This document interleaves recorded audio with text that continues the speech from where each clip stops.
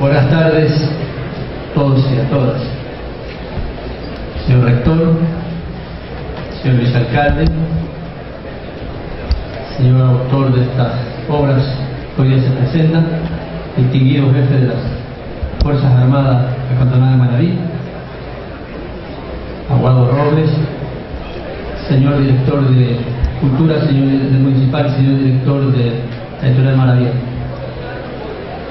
distinguidos compañeros docentes, señores estudiantes, señores decanos, decanas, directores departamentales, jóvenes estudiantes de algunos gloriosos colegios de nuestra provincia, invitados especiales. El agente más activo y eficaz de la revolución, más que bueno, ciego en su bondad, más que generoso, pródigo. Se vino a tierra con revoluciones costeadas por él, en Manaví, con levantar caídos, socorrer necesitados y dar de comer y beber a ingratos que no merecían ni el agua ni el fuego. Así lo define Juan Montalvo a Eloy Alfaro. Partamos de esta premisa de que el hombre o el nombre de Eloy Alfaro se constituye un inmenso río de bondad por donde su memoria transita hoy en día, derribando las fronteras ideológicas, políticas y cívicas. Legado bueno y generoso en toda la extensión de la palabra. Alfaro probablemente nunca se imaginó que al cabo de un siglo y unos cuantos días, 18 años para ser más exacto, su nombre fue usado y manoseado hasta por su archienemigos. El clero y los conservadores, politiqueros que hoy pretenden justificar hipócritamente su apego a la aspiración de bienestar de los demás desposeídos con la marca alfarisca. Aquí surge la necesidad científica del ejercicio de la memoria para no olvidar, dice el presidente Correa, prohibido olvidar. En materia de educación, lo más penoso y triste que le puede pasar a un mortal es la pérdida de su memoria. Mucho más cuando es colectiva, cuando los educadores hacemos mutis, somos indolentes y no insistimos en recordarles a las nuevas generaciones los hechos históricos en justo aprecio a la verdad. Maestro de mi patria, hay que ser amigo del sistema social, pero más amigo de la verdad que en alusión al diálogo socrático y católico. Hay que observar por todo el territorio ecuatoriano, con ironía de la vida, más para mal que para bien, cómo se ha usado el nombre de Eloy Alfaro en clubes sociales, bares, cooperativas de transporte, guarniciones militares, pueblos, parroquias, calles, equipos deportivos, grupos de bailes, comedores, plaza, cantinas. Para los jóvenes este nombre es muy manavita, se refiere donde se vende el licor. Y hasta centros religiosos, al igual que algunos candidatos que militan en algunas agrupaciones políticas y desconocen su doctrina, la distorsionan en forma cívica. Sin duda que muchos de estos individuos aprovechan para, desde subdimensionar el mito hasta llegar al desconocimiento de su obra y pensamiento. Con estos antecedentes, en mi primera reflexión, al hacer una aproximación entre Eloy Alfaro y la educación, de cuya temática muchos ya han escrito, incluyendo los lúcidos aportes de nuestro rector, el doctor Belardo Mora Solórzano, es que hay que entender y estar consciente de que existen dos mundos contrapuestos, como nos los advertía Eduardo Galeano. En el uno trataremos de presentar a Alfaro en su verdadera dimensión humanista, científica y patriótica, y en el otro justamente están los camuflados, los francotiradores, los que a propósito de mantener espacio de poder anclado en la demagogia y el oportunismo, promueven y adaptan la imagen de Alfaro y el alfarismo como que fuese una plastilina según sus conveniencias. Si dejamos por un momento la ingenuidad social, producto del acomodo coyuntural que a muchos los atrapa por complacer el sistema y que reina en los espacios de trabajo educativo, esto tiene una explicación estructural. Entre menos llega la información a nuestro cerebro, más dependientes y esclavos seremos. En la medida en que la educación tope nuestra conciencia, más libres seremos jóvenes. Ese fue uno de los principales proyectos de vida que nos legó Eloy Alfaro en materia de educación. Jóvenes manavíes y ecuatorianos, para alcanzar autonomía de ideales y principios hay que estudiar, hay que prepararse, con moral y luces, como dijera Bolívar. De lo contrario, todo el proyecto educativo solo servirá para afianzar el statu quo de unos cuantos en desmedro social de las grandes mayorías. Una de las instituciones que hace honor al nombre de este ejemplar manavita y ciudadano latinoamericano es sin duda esta universidad que lleva su nombre, como uno de los mejores monumentos a su memoria. El nombre de Eloy Alfaro no se lo puede seguir limitando al guerrero guerrillero, al montonero, al luchador de espada, al derrotado en los campos y mares, dejando de lado su internacionalismo que lo ubicó como país de actualización y transformación hacia el mundo.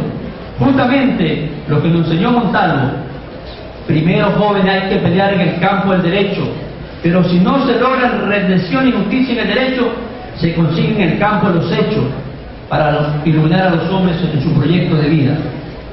Casi todos los gobiernos toman a Eloy Alfaro como ideario de su doctrina, pero su comportamiento es contradictorio en sus acciones politiqueras.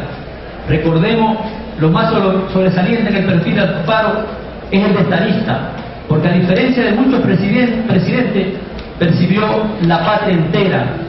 Alfaro sentó las bases de una nueva república y para ello empezó por donde debe empezar todo el líder progresista, por la educación. La revolución liberal fue en esencia un proyecto renovador y progresista. Las constituciones de 1897 y 1906 consagraron y garantizaron los derechos de carácter civil y político, al tiempo que permitieron la transformación de las estructuras caducas del viejo Estado, separando de la Iglesia, para de este modo permitir la consolidación de la libertad de conciencia, opinión y culto, y eso es el lexismo que hemos heredado. Con el inicio de la enseñanza universal y pública del liberalismo, la educación dejó de ser privilegio de ciertos sectores de la sociedad ecuatoriana, manejada por la Iglesia. El nuevo marco jurídico dispuso que el Estado sea el encargado de dirigir y financiar al sistema educativo, bajo el principio de universalidad, gratuidad y laicismo. Todo parecido con la realidad es coincidencia. La Constitución de 1906 establece que la enseñanza primaria sea obligatoria y gratuita y que la educación de artes y oficios tampoco tenga costo. Para abrirse al nuevo modelo educativo público, el alfarismo dio el primer paso hacia la creación de los colegios normales para que se preparen a los maestros y garanticen la educación laica.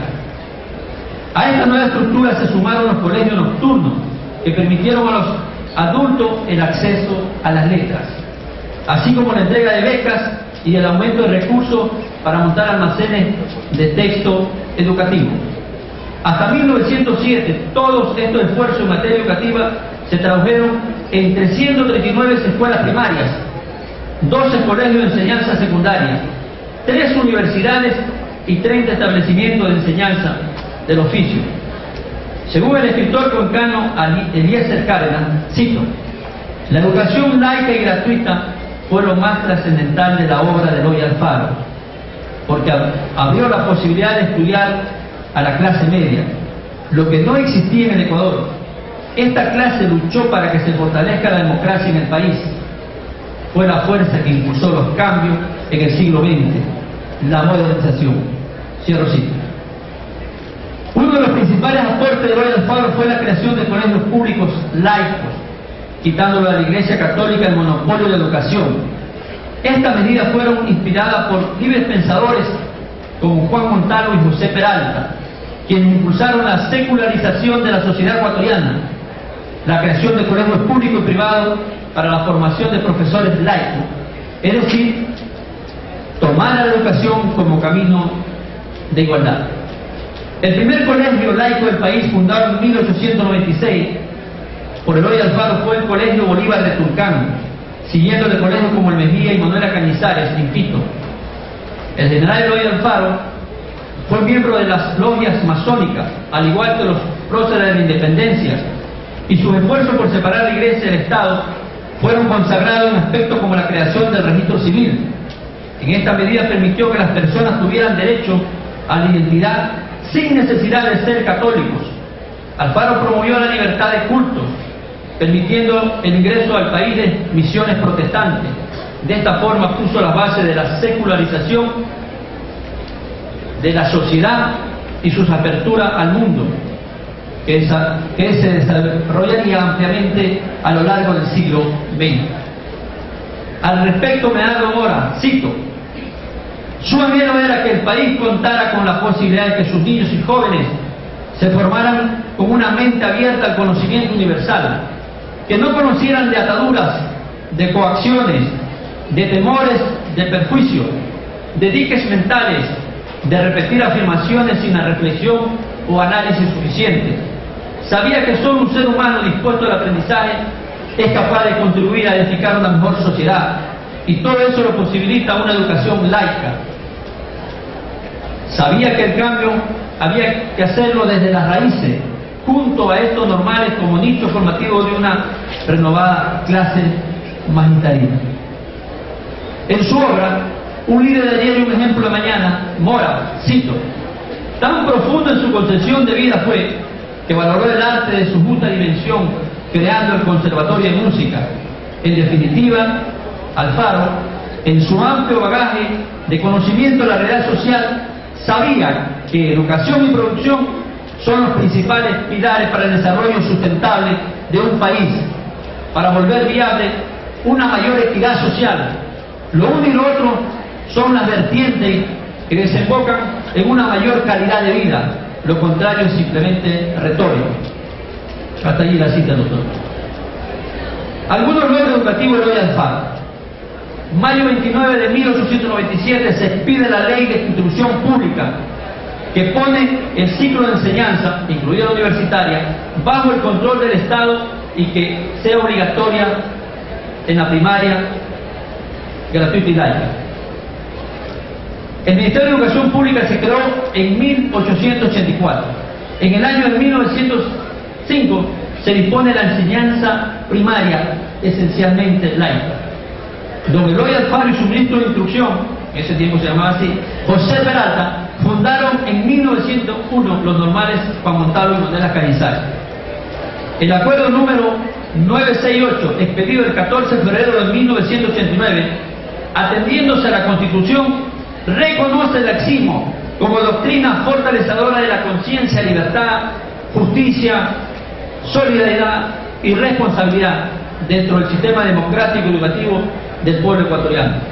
Por esto, el Ministerio de Educación y Cultura estableció como Día del Laicismo el 25 de junio de todos los años, fecha de nacimiento de don Eloy Alfaro. Todos los años se recuerda el establecimiento de la educación laica y la creación de los normales, con los cuales evolucionó la educación. Las actitudes y vocación de aquellos respetaron el modo de pensar, desarrollando la razón, la ciencia, la igualdad y la libertad de pensamiento. Hoy nos convocan además dos libros para educarnos en la dimensión de Alfaro. El Códice General son las reflexiones de un estadista sobre los rieles que fueron su obra y vida, y que paradójicamente la desgarraron en la tragedia. Y Alfaro y Plaza, pasión y tracción, entretejidos de dos vías potencialmente unidas en el proyecto liberal, para volverse antagonistas en el ejercicio de las pasiones sobre el poder y la muerte. Con motivo del Día del Laicismo debemos evitar la personalidad del viejo luchador, separar cada minuto de espíritu para el bien y la verdad, y difundir las luces del conocimiento encaminando a la ciencia y a la superación constante. Es que la vida es un constante aprendizaje. Aprendamos educando.